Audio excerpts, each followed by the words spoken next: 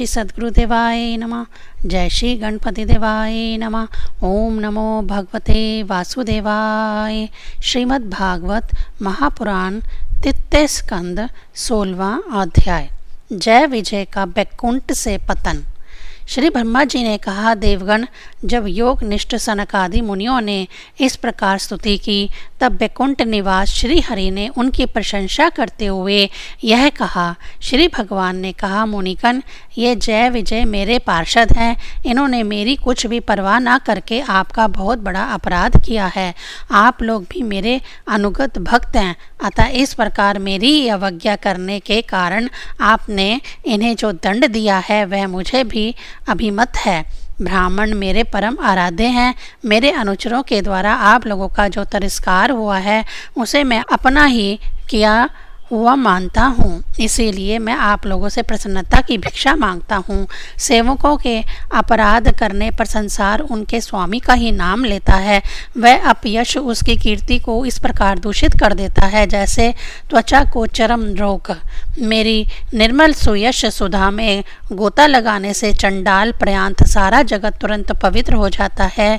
इसीलिए मैं बैकुंठ कहलाता हूँ, किंतु यह पवित्र कीर्ति मुझे आप लोगों से ही प्राप्त हुई है। इसीलिए जो कोई आपके विरुद्ध आचरण करेगा वह मेरी भुजा ही क्यों ना हो, मैं उसे तुरंत काट डालूंगा। आप लोगों की सेवा करने से ही मेरी चरण रज को ऐसी पवित्रता प्राप्त हुई है कि वह सारे पापों को तत्काल नष्ट कर देती है। और मुझे ऐसा सुंदर स्वभाव मिला है कि मेरे उदासीन रहने पर भी लक्ष्मी जी मुझे एक क्षण के लिए भी नहीं छोड़ती। यद्यपि इन्हीं के लेश मात्र कृपा कटाक्ष के लिए अन्य ब्रह्मादि देवता नाना प्रकार के नियमों एवं व्रतों का पालन करते हैं। जो अपने संपूर्ण कर्म फल मुझे अर्पण कर सदा संतुष्ट रहते हैं, वे निष्काम ब्राह्मण ग्रास पर तृप्त होते हुए घी से तरह तरह के पकवानों का जब भोजन करते हैं, तब उनके मुख से मैं जैसा तृप्त होता हूँ वैसा यज्ञ में अग्नि रूप मुख से यजमान की दी हुई आहुतियों को ग्रहण करके नहीं होता। योग माया का अखंड और असीम ऐश्वर्य मेरे अधीन है तथा मेरी चरणोदक रूपाणी गंगा जी चंद्रमा को मस्तक पर धारण करने वाले भगवान शंकर के सहित समस्त लोगों को पवित्र करती है। ऐसा परम पवित्र एवं परमेश्वर होकर भी मैं जिनकी पवित्र चरण रज को अपने मुकुट पर धारण करता हूँ, उन ब्राह्मणों के कर्म को कौन नहीं सहन करेगा। ब्राह्मण, दूध देने वाली गौएं और अनाथ प्राणी ये मेरे ही शरीर हैं।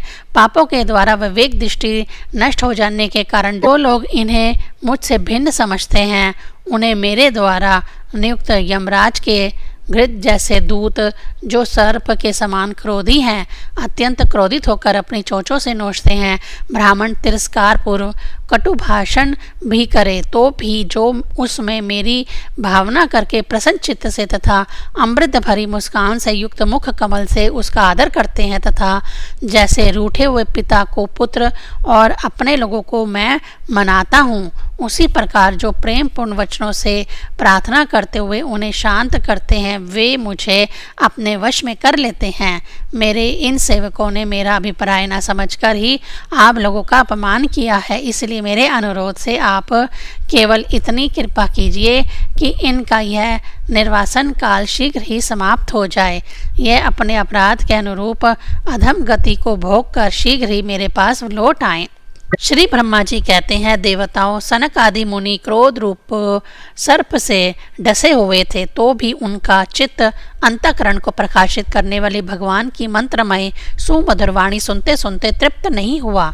भगवान की उक्त बड़ी ही मनोहर और थोड़े अक्षरों वाली थी, किंतु वह इतनी अर्थपूर्ण, सारयुक्त, दुर्विज्ञ और गंभीर थी कि बहुत ध्यान देकर सुनने और विचार करने पर भी वे यह ना जान सके कि भगवान क्या करना चाहते हैं।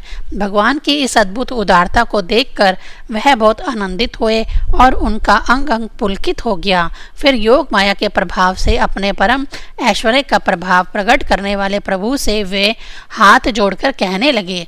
मुनियों ने कहा, स्वप्रकाश भगवान, आप सर्वेश्वर होकर भी जो यह कह रहे हैं कि यह आपने मुझ पर बड़ा अनुग्रह किया, सो इससे आपका क्या अभिप्राय है, यह हम नहीं जान सके हैं। प्रभु, आप ब्राह्मणों के परम हितकारी हैं, इससे लोक शिक्षा के लिए आप भले ही ऐसा माने कि ब्राह्मण मेरे आराध्य देव हैं। वस्तुतः तो ब्राह्मण तथा देवताओं के भी आप देवता, ब्रह्मा आदि के भी आप ही आत्मा और आराध्य देव हैं। सनातन धर्म आपसे ही उत्पन्न हुआ है। आपके अवतारों द्वारा ही समय समय पर उसकी रक्षा होती है तथा निर्विकार स्वरूप आप ही धर्म के परम गुह्य रहस्य हैं। यह शास्त्रों का मत है। आपकी कृपा से निवृत्ति प्रयाण योगी जन सहज में ही मृत्यु रूप संसार सागर से पार हो जाते हैं। फिर भला दूसरा कोई आप पर क्या कृपा कर सकता है। भगवान, दूसरे अर्थों जन जिन की चरण रज को सर्वदा आप अपने मस्तक पर धारण करते हैं, वे लक्ष्मी जी निरंतर आपकी सेवा में लगी रहती हैं। सो ऐसा जान पड़ता है कि भाग्यवान भक्तजन आपके चरणों पर जो नूतन तुलसी की मालाएं अर्पण करते हैं, उन पर गुंजार करते हुए भौरे के समान वह भी आपके पाद पदों को ही अपना निवास स्थान बनाना चाहती हैं, किंतु अपने पवित्र चरित्रों से निरंतर सेवा में तत्पर रहने वाली उन लक्ष्मी जी का भी आप विशेष आदर नहीं करते। आप तो अपने भक्तों से ही विशेष प्रेम रखते हैं। आप स्वयं ही संपूर्ण भजनीय गुणों के आश्रय हैं। क्या जहाँ तहाँ विचरते हुए ब्राह्मणों के चरणों में लगने से पवित्र हुई मार्ग की धूली और श्रीवत्स का चिन्ह आपको पवित्र कर सकते हैं? क्या इनसे आपकी शोभा बढ़ सकती है? भगवान, आप साक्षात धर्म स्वरूप हैं। आप सत्य आदि तीनों युगों के प्रत्यक्ष रूप से विद्यमान रहते हैं तथा ब्राह्मण और देवताओं के लिए तप, शौच और दया अपने इन 3 चरणों से इस चर अचर जगत की रक्षा करते हैं। अब आप अपनी शुद्ध सत्वमयी वरदायिनी मूर्ति से हमारे धर्म विरोधी रजोगुण तमोगुण को दूर कर दीजिए। देव, यह ब्राह्मण कुल आपके द्वारा अवश्य रक्षणीय है। यदि साक्षात धर्म रूप होकर भी आप सुमधुर वाणी और पूजन आदि के द्वारा इस उत्तम कुल की रक्षा ना करें, तो आपका निश्चित किया हुआ कल्याण मार्ग ही नष्ट हो जाए, क्योंकि लोग तो श्रेष्ठ पुरुषों के आचरण को ही प्रमाण रूप से ग्रहण करता है। प्रभु, आप सत्व गुण की खान है और सभी जीवों का कल्याण करने के उत्सुक हैं। इसी से आप अपने शक्ति रूप राजा आदि के द्वारा धर्म के शत्रुओं का संहार करते हैं, क्योंकि वेद मार्ग का उच्छेद आपको अभीष्ट नहीं है। आप त्रिलोकीनाथ और जगत आदि पालक होकर भी ब्राह्मणों के प्रति इतने नरम रहते हैं, इससे आपके तेज की कोई हानि नहीं होती। यह तो आपकी लीला मात्र है। सर्वेश्वर, इन द्वारपालों को आप जैसा उचित समझे वैसा दंड दें अथवा पुरस्कार रूप में इनकी वृत्ति बढ़ा दें। हम निष्कपट भाव से सब प्रकार आपसे सहमत हैं, अथवा हमने आपके इन निरपराध अनुचरों को शाप दिया है, इसके लिए हमको भी उचित दंड दें। हमें वह भी सरिष स्वीकार है। श्री भगवान ने कहा, मुनिगण, आपने इन्हें जो शाप दिया है, सच जानिए वह मेरी ही प्रेरणा से हुआ है। अब ये शीघ्र दैत्य योनि को प्राप्त होंगे और वहाँ क्रोधावेश से बढ़ी हुई एग्राक्ता के कारण सुदृढ़ योग संपन्न होकर फिर जल्दी से मेरे पास लौट आएंगे। श्री ब्रह्मा जी कहते हैं, तदंतर उन मुनीश्वरों ने नयन अभिराम भगवान विष्णु और उनके स्वयं प्रकाश बैकुंठ धाम के दर्शन करके प्रभु की परिक्रमा की और उन्हें प्रणाम कर तथा उनकी आज्ञा पा भगवान के ऐश्वर्य का वर्णन करते हुए प्रमुद्ध हो वहाँ से लौट गए। फिर भगवान ने अपने अनुचरों से कहा, जाओ, मन में किसी प्रकार का भय मत करो, तुम्हारा कल्याण होगा। मैं सब कुछ करने में समर्थ होकर भी ब्रह्म तेज को मिटाना नहीं चाहता, क्योंकि ऐसा ही मुझे अभिमत भी है। एक बार जब मैं योग निद्रा में स्थित हो गया था, तब तुमने द्वार में प्रवेश करते हुए लक्ष्मी जी को रोका था।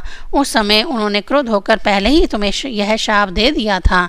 अब दैत्य योनि में मेरे प्रति क्रोधाकार वृत्ति रहने से तुम्हें जो एग्राक्ता होगी, उससे तुम इस विप्र तिरस्कार जनित पाप से मुक्त हो जाओगे और फिर थोड़े ही समय में मेरे पास लौट आओगे। द्वारपालों को इस प्रकार आज्ञा दे।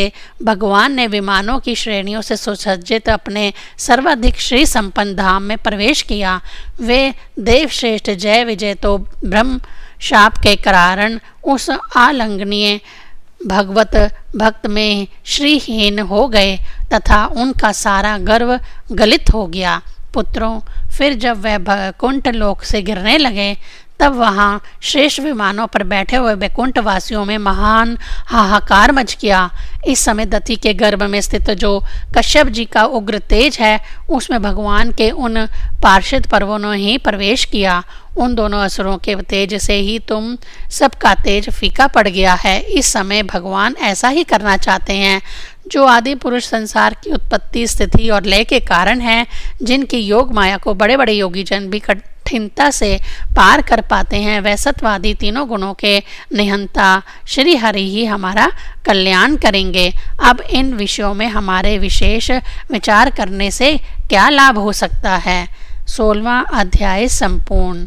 ओम नमो भगवते वासुदेवाय।